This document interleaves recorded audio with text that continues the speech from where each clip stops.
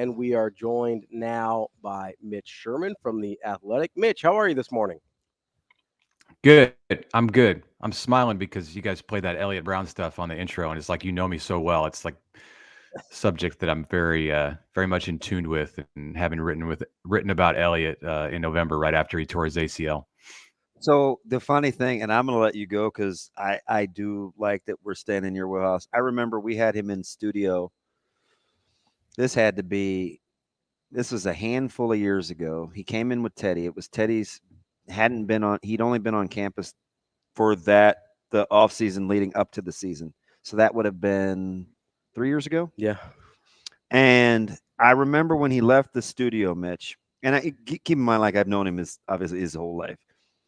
And Yep. he left the studio, and I go, every time they're putting on a basketball event, charity event, I'm like, every time I'm around him, I don't know if I should be 20 years older or we're the same age, right? Because he's he's businessy, he's savvy, he's personable. He had built this crazy brand through social Yep. media. Like he doesn't give a what. He just has this, I'm gonna do this. Say what you want. I'll see you at the finish line. So, Mitch, with the Elliot Brown thing, I mean, I know you said that you appreciated Coach Rhule, Yeah. kind of calling that out, and what DB kind of just gave what impressed him so much about Elliot Brown, but obviously you've got an affinity there as well. Like, what are some of the Well, things, especially in light of what Coach Rhule brought up yesterday, that stick out to you the most about Elliot Brown that maybe people don't know?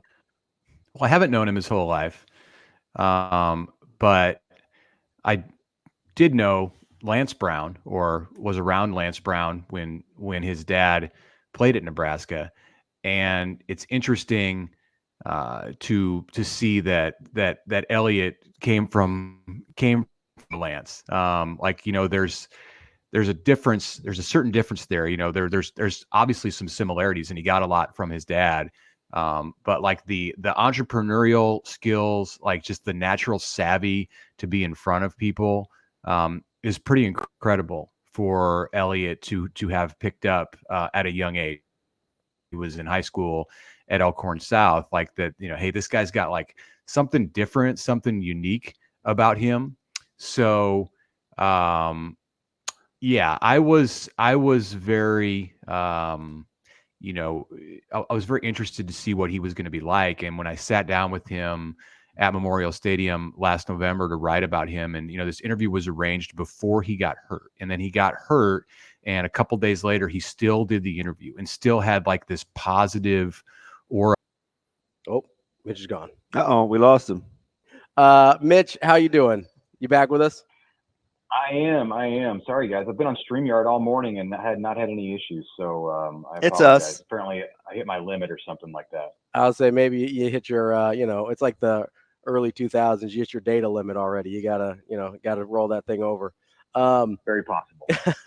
So, Mitch, I was asking about Jan Gramstad, and obviously he commits to Nebraska, coming over from NAI Northwestern, and I'm wondering, like, in your mind, are we sort of enamored by this story because of the story, or because it actually might help Nebraska this fall? No, I'm enamored by it because like of what a tiny window there was for a quarterback to fit into, Yeah. who was in the right place with the right mindset to be able to help Nebraska in the right way. I mean, this kid could have been from Massachusetts, and it would have been just as unusual and unlikely and like fortuitous for Nebraska that he fell in their lap. The fact that he was 3 hours away and grew up a Nebraska fan, and I mean, I think that one of the things people don't realize about that place in Iowa that he's from is like that's LeVar Woods' like backyard. That's like who needs quarterback help more than Iowa, and like needed it last year. And LeVar Woods is like the shining star of their coaching staff, and he's from West Lyon. And if anything's going on in that part of the state of Iowa, I mean, you can be guaranteed that LeVar Woods knows everything about it and is not going to miss one stone to turn over. But Gramstad had this affinity for Nebraska. And like when I talked to him a couple of weeks ago on the day after he came to the camp, and I watched him at the camp in Lincoln on June 10th, he said, I asked him, look, you're kind of blowing up right now. If you get other opportunities, are you going to go take some visits and explore things? I'm sure like most FCS programs would want that guy and give him whatever he wanted. Mm-hmm. He said, no, it's Nebraska, or I'm going back for another year at Northwestern, the NAIA school. So all of that, in conjunction with like the way that he can help Nebraska, that he can help all of the quarterbacks at Nebraska in different ways. Like he can help Dylan in a completely different way than how he can help Heinrich Harburg or Daniel Kalen. All of that stuff is just extremely intriguing. And that has nothing to do with necessarily his story at Northwestern or like what he's done on the football field. I just think he comes across as like this really, really cool customer. Like you either have it or you don't when you play that position. And my takeaway from him, despite the fact that he's, 5'10" and 193 pounds, like he's got something. He's got some moxie. He's got the it factor. Like I don't expect that he's going to, be the starting quarterback at Nebraska this year, but like his value to Nebraska in that room is potentially massive. It's interesting. Like, where would you put maturity on Nebraska's need to list in the quarterback room? It's there, and this addition has helped that. Look, you have a pair of true freshmen who are both mature in their own ways, in different ways. They're not. I don't think either one of these guys is like your normal true freshman walking into college. They're not the same. They're different guys. Like, I mean, having spent time around Danny and Dylan, like they have strengths. Their strength finders would be quite a bit different, but they both have. I would say they're both mature guys for 18 and 19 years old.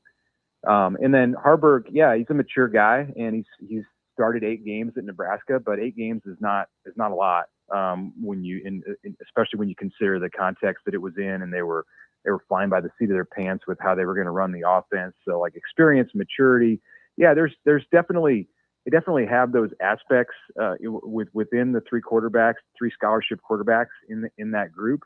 But adding a 22-year-old to the mix, it's something that you can't coach into a player. You have to have lived through things in order to have a certain kind of maturity. So, Mitch, which do you think is a more important consequence of Gramstad coming into the room, being able to perhaps use Heinrich Harburg in some other ways outside of the quarterback spot or in selected quarterback packages, or kind of giving you a little bit of a buffer to make sure you're allowed to redshirt Danny Kalen? I would say Harburg out of those two things, and this is all dependent on Heinrich, buying into this. I mean, we're sitting here 6 weeks from the start of camp, and despite the fact that we all, I think, feel like we have an understanding of the quarterback picture, and it's clear to me sitting here that in my basement that Dylan Raiola is going to be the starter at the end of August. I don't think Heinrich Harburg is looking at it that way. I would hope that Heinrich Harburg is not looking at it that way. Nobody's announced anything. Matt Rhule's not made a decision or not announced the decision. I see Dylan. I know what he's got. Like, I've talked to people. Like, I think I know where it's going to go. But if you're Harburg, man, you're fighting tooth and nail. You want to fight tooth and nail until the last opportunity that you have to win that job. And so it's going to take some buy-in from him, like some real trust from him, if they were to come to him and now say, look, all right, we brought in this guy with experience who we're comfortable putting into a game if we need him in a situation. And what we would like to do to make our team the best is to run you in some different packages. We think that you can help us as an H-back, as a tight end, as a guy in motion, as somebody who can be a decoy, as a player who can throw a pass when another quarterback is in the game. And this is a path that, you can use to showcase your athleticism and give you the best opportunity to play in the NFL in a couple of years. If they go to Heinrich and say that, like, there's a certain concession that he's got to make, and he understands that he'll be making if he starts to train in that way. So I think that's the best thing for Nebraska, and it would be great for Heinrich in the long run. But I also understand that it's not going to be an easy decision for him to enter into.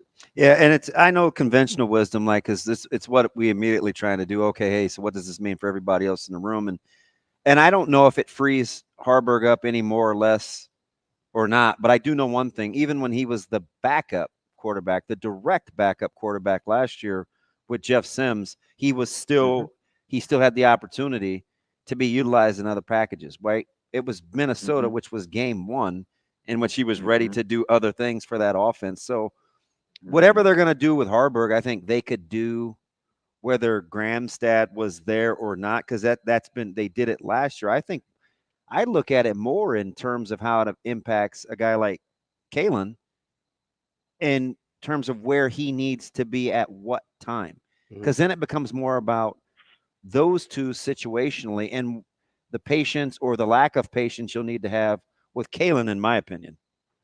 Yeah, well, there's definitely value there. I mean, I guess I would say that I think even if you just had 3 of them and Gramstad was not in the picture, that you would aim to redshirt Danny next year, and you would hope, look, if things happen where there's multiple injuries, then that becomes an impossibility. Then fine, you play the cards that you're dealt.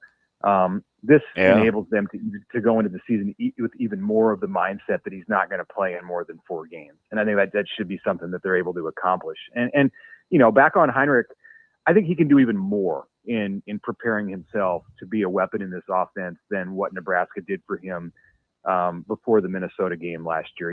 If you talk to Heinrich about how that worked out and how that went, it was late in the preseason, late in after training camp. It was a few days before the season opener last year when they talked to him about going and catching a pass and doing something. And he's such a natural at showcasing his athleticism in ways beyond the quarterback position that it was easy for him to pick up, and he just repped it a few times in practice, and then they felt comfortable with him doing it in the game. Not to say that if he had stayed number 2 all season, that they wouldn't have felt good about using him in practice and eventually in games and even more packages. But I think if you have a guy like Gramstad, it makes it even easier, and you're more comfortable with the coaching staff training him to be that player. Hey, so Mitch, let me ask you, if I was going to try to convince you, hey, I really like the mindset in the offensive line room. I love the temperament. I think it's a position group that everybody wants to model their uniformity. And I also think they're nailing the temperament in the quarterback room too, with the guys in that room. Because I think, and listen, I'm a defensive guy. I want to err on the side of defense, but I think if your team is led by your O-line and your quarterback room, you have a much better chance than if it's led by your safeties and D-line. No disrespect to Jason Peter, Mike Brown, or anybody. What would it take me for me to, would I have to convince you that you can see what they're trying to do with the mindset in the quarterback room, right? Because I think you'll agree that the offensive line room, yep, they're kind of being the bell cow. How close or how much debating would I have to do with you to convince me that they're getting the temperament in the quarterback room right as well? Well, I think I just want to see some results. Okay. I think I believe that I see what you're talking about. I believe they're doing the right thing. I believe it's the proper approach to not make any kind of pronouncements about what their plan is at quarterback when you've got true freshmen in the situation. I think you take it as long as you can, and when it becomes obvious to everyone involved, like then you go out and you say this is what our plan is at quarterback, and beyond that, just the mindset that Glenn Thomas is bringing to that room, and just how it mixes with the personalities that they have. I think they have the makings of something that can serve in that role that you're talking about. But as far as going out there and like being the bell cows, the word you use for the offensive line, I mean, I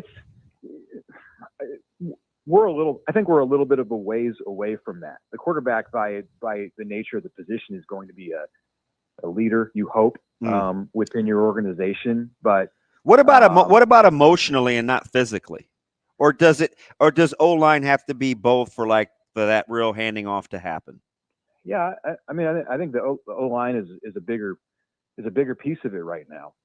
Quarterback's going to be super important. Of course, he's the quarterback. But I think asking him to be the emotional or physical leader right now is a lot, and I don't think they want to do that. It's that I think you let that play out organically, and you see what happens. You see what kind of success, if it's Dylan, you see what kind of success he has early in the year and how he's preparing himself for that. But I think the things that he's doing in the off season, the way that he's handling his business around his team, the things that he's doing for his teammates right now, it's bringing him the kind of respect, and he's putting himself in a position to be a leader. But it's got to happen. It's got to happen organically, and I think they'll get to that point. Do they get to it right away in 2024? I don't know. But the fact that you've got an offensive line that has the qualities that this group does, I think it eases that. It eases that situation. It makes it a lot more attainable to get what you're looking for from your quarterback.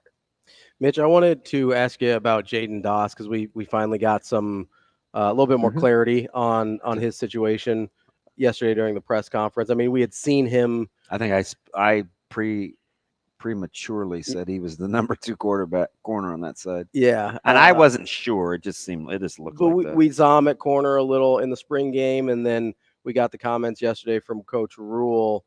And I guess, like, when you're sitting there and looking at the kind of the whole picture of Coach Rhule talking about, being glue guys versus guys not having any guys that are divisive, and you got this guy who they talked about last year as being the guy that was the closest to playing time as a true freshman when you had some highly touted guys in that room, and then all of a sudden he's switching over to defensive back. Like, what does that tell you about sort of the trust that the players have in Coach Rhule and his staff, that they've got their best interest at heart?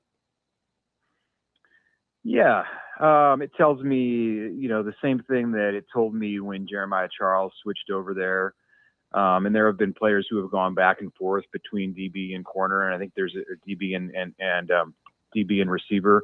I think there's a good dynamic that exists between Garrett McGuire and Evan Cooper.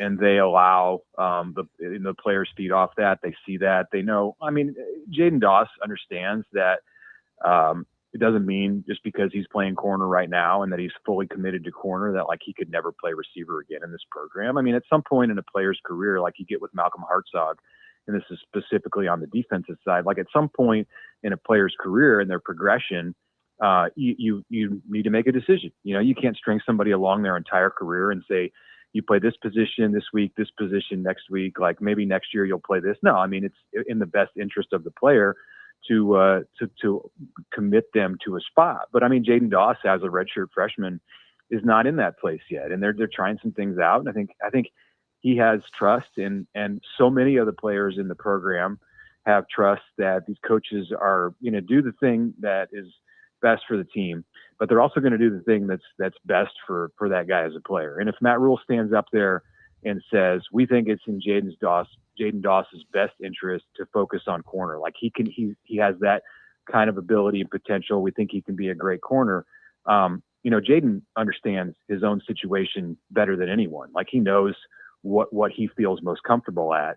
And if he thinks if that's just lip service and that's not the reality and that's not true, and he's better suited physically to be a wide receiver, like he's going to know that. And, it's not, then that's a problem with him. So Matt Rhule doesn't say that kind of stuff unless he believes it. And, unless it's really true that Doss is a good fit at corner. And, that's the give and take, the relationship that exists in this program that allows for guys to succeed and then build that trust and have it grow as their careers go along. Mitch, great stuff as always. We appreciate really the time, good, Mitch. And we'll talk to you again soon. Okay, thanks a lot, guys.